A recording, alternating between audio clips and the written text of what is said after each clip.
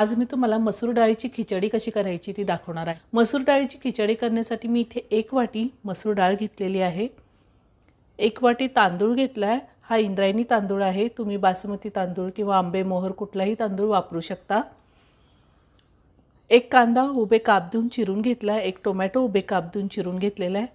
बटाट्याच्या फोडी करून घेतलेल्या आहेत। अर्धी वाटी वाटाणा, 10-12 लसणाच्या पाकळ्या, अर्धा इंच आलं, 2 हिरव्या मिरच्या, थोडी कोथिंबीर मी स्वच्छ धुवून घेतलेली आणि 3 चमचे खोबरं घेतले। हे वाळलेलं खोबरे किसून घेतले। 1 चमचा गोडा मसाला, 1 चमचा माझा घरगुती काळा मसाला आहे, तुम्ही ही काळ्या मसाल्याच्या जागी लाल तिखट सुद्धा वापरू शकता।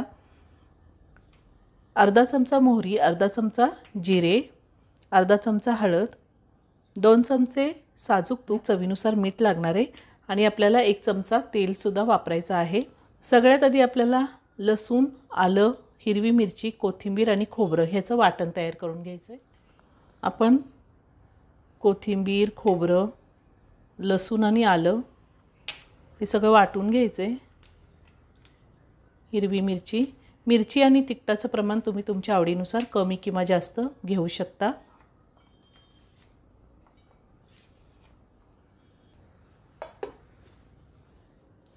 आपलं वाटण वाटून झालेले, मी पाणी न घालताच वाटून घेतलेले। आता ते मी काढून घेते। आता आपण डाळ आणि तांदूळ एकत्र करून स्वच्छ धुवून घेऊया।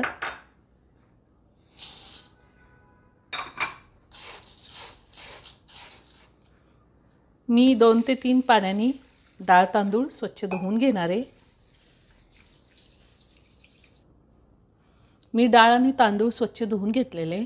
मी ह्या वाटीने 1 वाटी डाळ आणि 1 वाटी तांदूळ घेतलेला आहे, तर त्यासाठी मी 4 वाटी पाणी गरम करायला ठेवले। मी गॅसवर कुकर ठेवलाय, त्यामध्ये मी साजूक तूप घालते।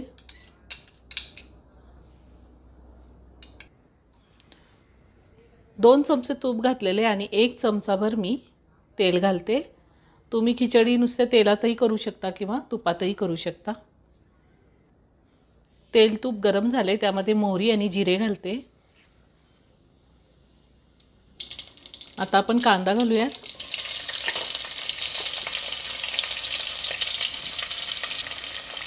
कांदा आपल्याला थोडा ट्रान्सपरंट होईपर्यंत परतून घ्यायचा आहे। साधारण 1 मिनिट मी कांदा परतून घेणार आहे। कांदा परतून झालाय, आता आपण टोमॅटो घालूया।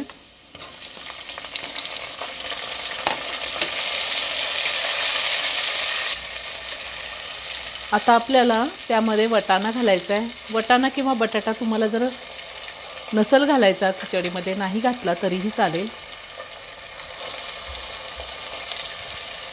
आता पुन्हा मी 2 मिनिटं चांगलं परतून घेणार आहे।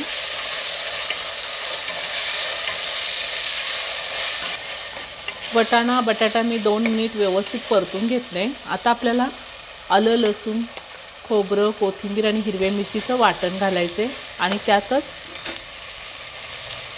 गोडा मसाला, हळद आणि हे काळं तिखट घालायचे आणि पुन्हा 1 मिनिट परतून घ्यायचे व्यवस्थित।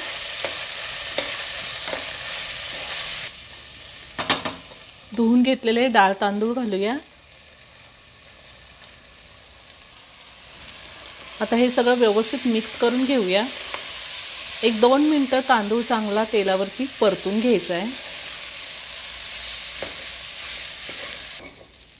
मी डाळ तांदूळ व्यवस्थित 2 मिनिटं परतून घेतलेले। आता आपल्याला त्यामध्ये गरम पाणी घालायचे। पाणी मी गरम करूनच घेतलेलं आहे।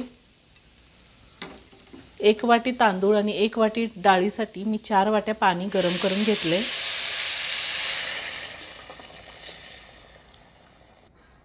आता चवीनुसार मीठ घालूयात आणि पुन्हा व्यवस्थित मिक्स करून घेऊयात। तुम्हाला खिचडी किती मऊ किंवा पातळ हवी आहे त्या अंदाजे तुम्ही पाणी कमी जास्त घेऊ शकता। छान उकळी येऊन देणार आहे, त्यानंतर मी कुकरचं झाकण लावून कुकरच्या 2 शिट्ट्या घेणार आहे। पाण्याला छान उकळी आलेली आहे। तुम्ही ह्या टायमिंगला मीठ चेक करू शकता, जर कमी असेल तर वरतून घालता येतं। आता मी झाकण लावून कुकरच्या 2 शिट्ट्या घेणार आहे।